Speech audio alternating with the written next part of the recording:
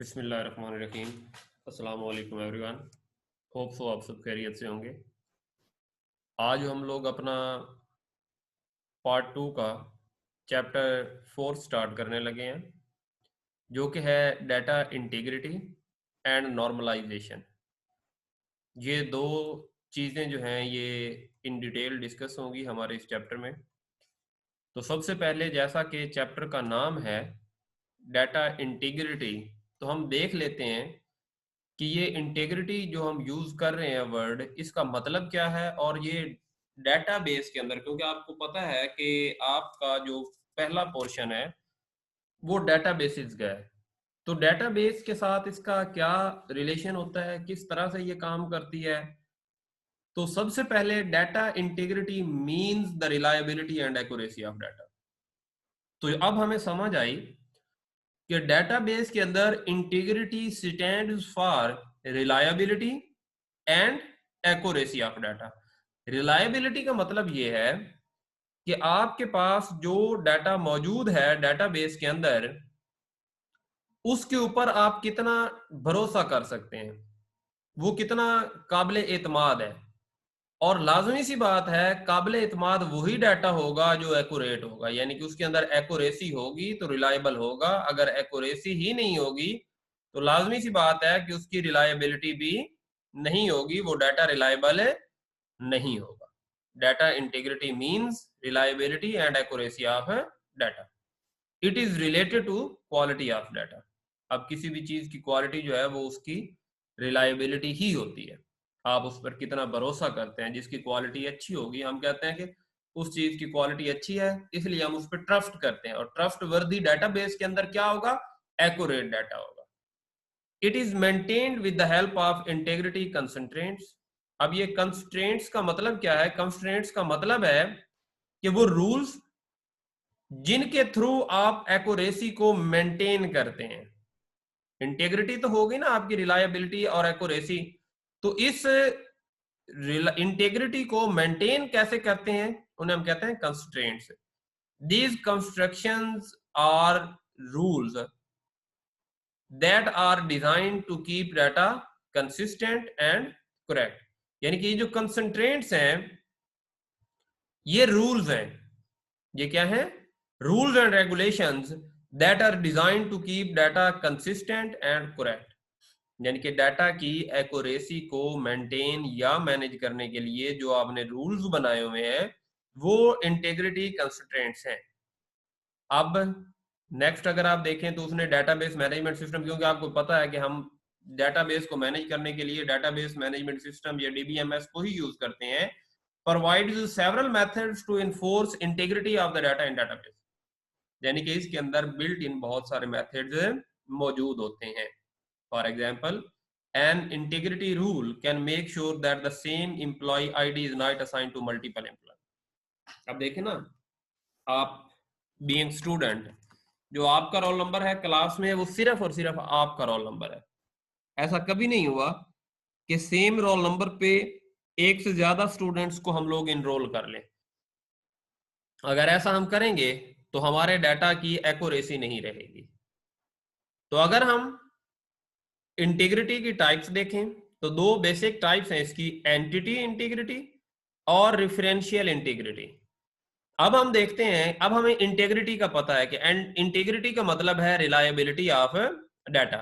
तो अब हम इसकी फर्दर दोनों टाइप्स देख लेते हैं कि उनके अंदर क्या चीज है, वो किस तरह से रिलायबिलिटी के साथ रिलेट करती हैं या इनका आपस में रिलेशन क्या बनता है। तो एंटिटी इंटीग्रिटी में सबसे पहला उसकी डेफिनेशन है, the entity integrity states that any attribute of a primary की। प्राइमरी की आपको याद होगा कि सर्च करने के लिए जो हम की बनाया करते थे जिसकी एक वैल्यू होती थी, can not contain a null value. अब देखें, सर्च करने के लिए आप जब तक उसे कोई वैल्यू नहीं देंगे यानी कि नल रखेंगे तो वो किसे सर्च करेगा।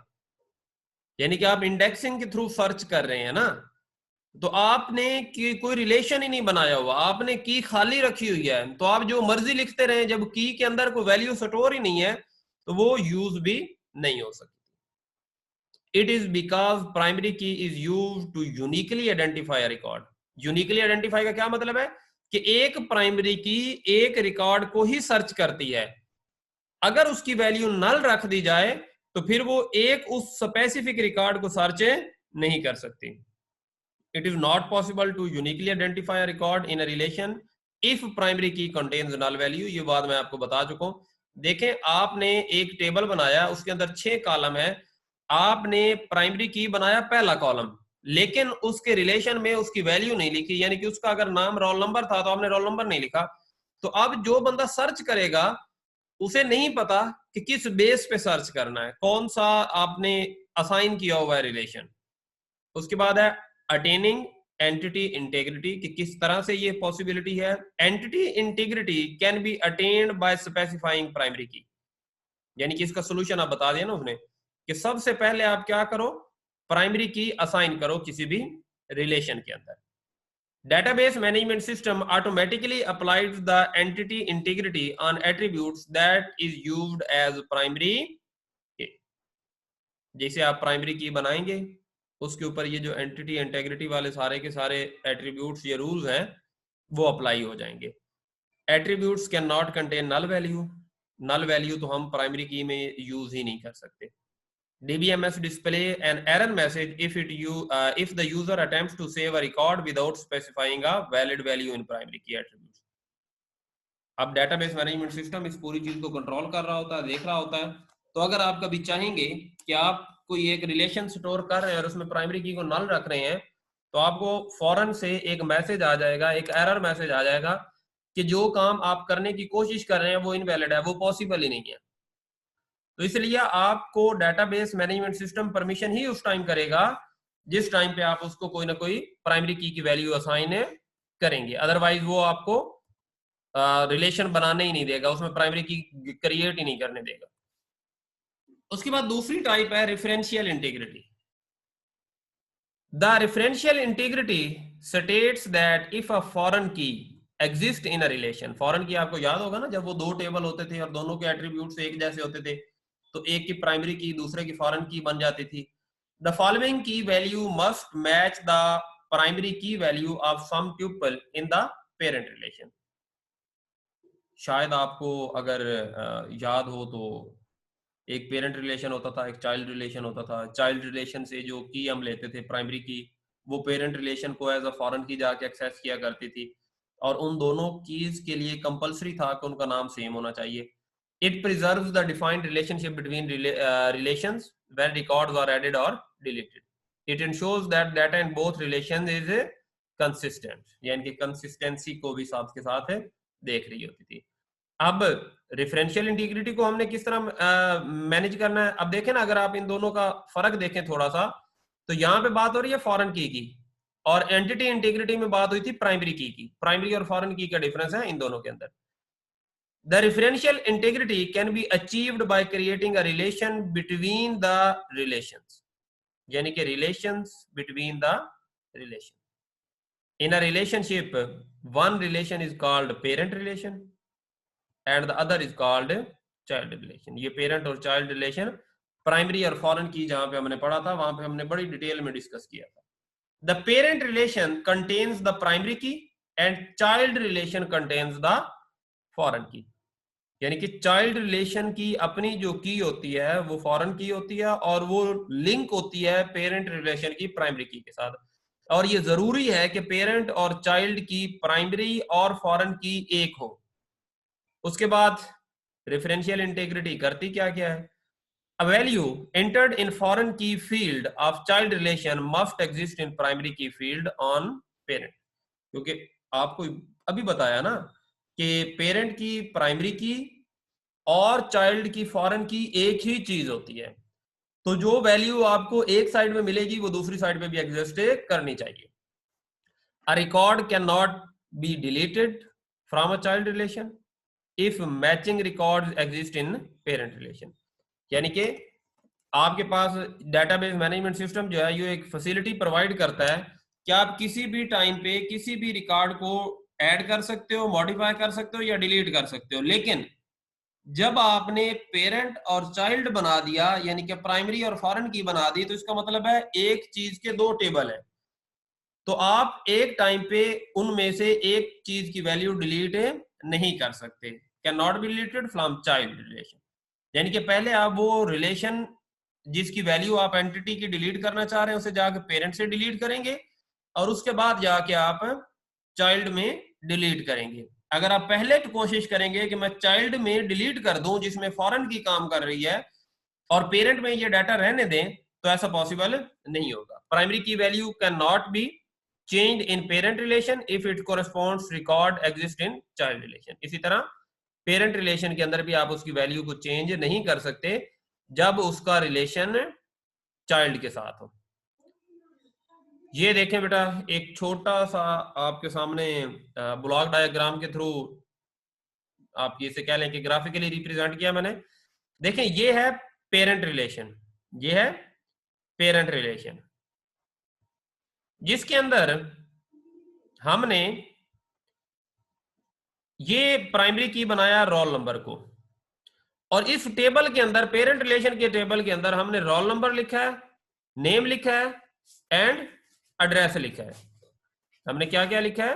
रोल नंबर लिखा है, नेम लिखा है और एड्रेस लिखा है। अब इस प्राइमरी की जो कि रोल नंबर थी, इसे दूसरे टेबल में जाके फॉरेन की बना दिया गया, उसे दूसरे टेबल की फॉरेन की, यानी कि दो प्राइमरी कीज हम नहीं रख सकते थे, तो इसे फॉरेन बना दिया और इसका लिंक कर दिया इसकी प्राइमरी पेरेंट की प्राइमरी की के साथ। अब सादा लफ्जों में अगर आपको समझाऊं तो है ये कि एक टेबल के अंदर हमने रोल नंबर, नाम और एड्रेस रखे हुए हैं, यानी कि ये है पेरेंट रिलेशन, और चाइल्ड रिलेशन में हमने इसी रोल नंबर का सब्जेक्ट और मार्क्स रखे हुए हैं, यानी कि उसका रिजल्ट बनाया हुआ है। अब हमने, अगर हमें 101 को सर्च करना है, अगर पेरेंट में तो सर्च करेंगे तो प्राइमरी की, अगर हम इस रिलेशन चाइल्ड रिलेशन में से 101 को सर्च करेंगे तो वो 101 इसकी प्राइमरी की के तौर पर और पेरेंट रिलेशन से फॉरेन की के तौर पर, यानी कि वो आपको इन सब्जेक्ट्स के मार्क्स भी शो करवाएगा और साथ में पेरेंट की से उसकी जो डिटेल्स है वो भी शो करवाएगा। तो ये आपका है पेरेंट और चाइल्ड की के रिलेशंस। अब अगर इसी चीज को हम एक दफा एज यूजुअल जैसे हम रोजाना करते हैं कि जितना हम पढ़ते हैं उसे एक दफा रिवाइज करते हैं, हम थोड़ी देर के लिए इसे रिवाइज कर लेते हैं। सबसे पहले हमने कहा कि आज हम अपना नया चैप्टर शुरू करने लगे हैं जो कि चैप्टर नंबर 4 है, पार्ट 2 का, और चैप्टर का नाम है डाटा इंटीग्रिटी एंड नॉर्मलाइजेशन। तो हमने कहा कि आज हम इंटीग्रिटी को डिस्कस करते हैं कि इंटीग्रिटी का मतलब क्या है, इंटीग्रिटी स्टैंड्स फॉर व्हाट। तो हमें पता चला कि डाटा इंटीग्रिटी की जो हम बात करते हैं इसका मतलब है डाटा की रिलायबिलिटी और एक्यूरेसी। हमें पता है वही डाटा रिलायबल होगा जो डाटा एक्यूरेट होगा। इसका मतलब है this is all about quality of data. It is maintained with the help of integrity constraints. Constraints का मतलब होता है कि वो कौन कौन सी चीजें हैं जिन्हें यूज करके आप इस डाटा की रिलायबिलिटी को बना सकते हैं। Constraints are the rules that are design to keep data consistent and correct, यानी कि ये वो रूल्स एंड रेगुलेशंस हैं जिनकी बेस पे आप अपने डाटा को रिलायबल बनाते हो। Database management system provides several methods to enforce integrity of data in database। बहुत सारे methods हैं, मसलन एग्जाम्पल दी हुई है कि अगर आपके पास एक एम्प्लॉय आईडी है, आपके लिए बात करूं तो आपका जो रोल नंबर है ये एक से ज्यादा स्टूडेंट्स को असाइन नहीं किया जा सकता। उसके बाद इसकी दो टाइप्स हैं, पहली एंटिटी इंटीग्रिटी और referential integrity. Entity integrity primary की के बारे में है और रेफरेंशियल इंटीग्रिटी जो है ये फॉरेन की के बारे में है। तो हम पहले देख लेते हैं कि एंटिटी इंटीग्रिटी क्या है। Entity integrity states that any attribute of a primary key can not contain null value, कि प्राइमरी की में कभी भी नल वैल्यू नहीं हो सकती। नल वैल्यू क्यों नहीं हो सकती? क्योंकि अगर वैल्यू ही नहीं होगी तो सर्च क्या होगा, आप की बनाएंगे किस काम के लिए अगर उसको किस चीज के साथ मैच ही नहीं करना। It is because primary key is used to uniquely identify a record. Primary key बनाने का पर्पस क्या होता है कि आप हर उस चीज को यूनिकली आइडेंटिफाई कर सकें अपने रिलेशन में से जिसकी आपको जरूरत है। It is not possible to uniquely identify record in a relation if primary key contains null value. अब ये अटेन हम कैसे कर सकते हैं? Entity integrity can be attained by specifying primary key. सबसे पहले प्राइमरी की बनाएं। Database management system automatically applies entity integrity attributes that is used as primary key. जिन्हें आप प्राइमरी की बनाते हैं उनके ऊपर ये ऑटोमेटिकली अप्लाई कर दी जाती है। किसी भी एट्रीब्यूट के पास नल वैल्यू नहीं हो सकती, और अगर कभी आप ऐसा करने की कोशिश करेंगे तो डेटाबेस मैनेजमेंट सिस्टम क्या करेगा, आपको एरर मैसेज सेंड कर देगा, आपको एरर मैसेज शो करवा देगा, बल्कि आपका डाटा जो है वो सेव नहीं हो सकेगा। उसके बाद हमारे पास है रेफरेंशियल इंटीग्रिटी। रेफरेंशियल इंटीग्रिटी का मतलब क्या है? The referential integrity states that if a foreign key exist in a relation the foreign key value must match the primary key. अभी थोड़ी देर पहले जब हम टेबल देख रहे थे तो मैंने आपको बताया था ना कि वो असल में एक ही चीज का अलग अलग डाटा होता है जो हमने दो जगह पे रखा हुआ होता है। तो दूसरी जगह पे उसी डाटा का नाम हम क्या रख देते हैं, हम उसी डाटा का नाम फॉरेन की रख देते हैं। उसके बाद है it preserves the defined relationship between relations when the records are added और deleted. It ensures data in both relations is consistent, यानी कि दोनों रिलेशंस के अंदर आप चेंजिंग सेम टाइम पे कर रहे हैं। ये हम रेफरेंशियल इंटीग्रिटी किस तरह से अचीव कर सकते हैं? The referential integrity can be achieved by creating relationship between the relation, यानी कि relations with relations. One relation is called parent, other is called child. यानी कि जो प्राइमरी की वाला है वो पेरेंट है और जो फॉरेन की वाला है वो चाइल्ड है। Parent relation contains primary key and child relation contain the foreign key. अब ये रेफरेंशियल इंटीग्रिटी क्या काम करती है? A value entered in foreign key field of child relation must exist in primary key. लाजमी सी बात है ना कि वो एक ही चीज के बारे में अगर डाटा है तो दोनों साइडों पे वो की, मसलन जो अभी हमने रोल नंबर की बात की है तो वो रोल नंबर अगर सब्जेक्ट्स में है तो वो नेम्स में भी तो होना चाहिए ना, किसी का नाम पता होगा तो हम उसका रिजल्ट वगैरह बना सकते हैं। A record can not be deleted from a child relation if matching record exist in parent relation. अगर आपने कभी कोई रिकॉर्ड डिलीट करना हो तो आप पेरेंट और चाइल्ड दोनों में से इकट्ठा डिलीट करेंगे। कभी भी ऐसा पॉसिबल नहीं है कि आप एक साइड से डिलीट कर दें और दूसरी साइड से कहें कि नहीं जनाब इधर तो रिकॉर्ड रहने देते हैं। नहीं, ऐसा नहीं हो सकता। अगर आपने डिलीट करना है तो आप पेरेंट और चाइल्ड दोनों साइडों पे उसे डिलीट करेंगे। Primary key value can not change in the parent की। अब सेम इसी तरह जब हमने बात की कि यहाँ पे हम डायग्राम के थ्रू अगर इस चीज को ज्यादा अच्छी तरह समझने कि हम ये नहीं कर सकते कि इधर तो अली का डाटा रहे और इधर से हम ये वाले जो अली का रोल नंबर वाली लाइंस हैं ये डिलीट कर दें, क्योंकि जब तक पेरेंट में ये एंटिटी मौजूद है हम इसे चेंज नहीं कर सकते। और ये भी पॉसिबल नहीं है कि अगर यहाँ पे 101 फॉरेन की है तो प्राइमरी की जगह पे हम इसकी जगह पे काट के 110 कर दें। नहीं, ऐसा भी नहीं कर सकते आप, यानी कि मॉडिफिकेशन जो है ना वो दोनों पे डिपेंडेंट है। आप एक साइड पे मॉडिफाई नहीं कर सकते दूसरी साइड को यूज किए बगैर। तो यहाँ पे ये दोनों टेबल्स आपके सामने बने हुए हैं।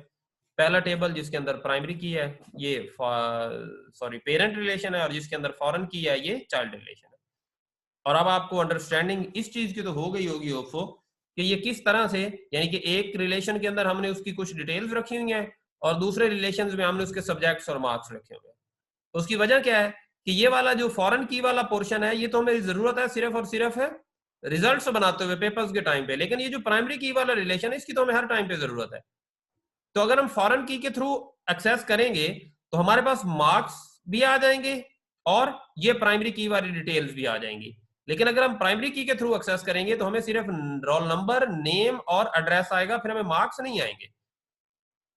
तो ये हम पे डिपेंडेंट है कि हमें क्या कितना डाटा चाहिए। अगर सिर्फ और सिर्फ हमें ये वाला डाटा चाहिए जो कि उसका रोल नंबर, नाम और एड्रेस है तो हम प्राइमरी की को यूज कर लेंगे। लेकिन अगर हम रिजल्ट बना रहे हैं और हमें इन चीजों के साथ उसके मार्क्स और सब्जेक्ट्स भी चाहिए तो हम उसको फॉरेन की के थ्रू एक्सेस कर लेंगे। तो बेटा ये था हमारा आज का टॉपिक। हमने डाटा इंटीग्रिटी के बारे में डिस्कस किया। होप सो आप लोगों ने अंडरस्टैंड किया होगा, बहुत इंपॉर्टेंट टॉपिक है। अगर आप में से किसी के क्वेश्चन हो तो जरूर डिस्कस कीजिएगा बेटा। Thank you.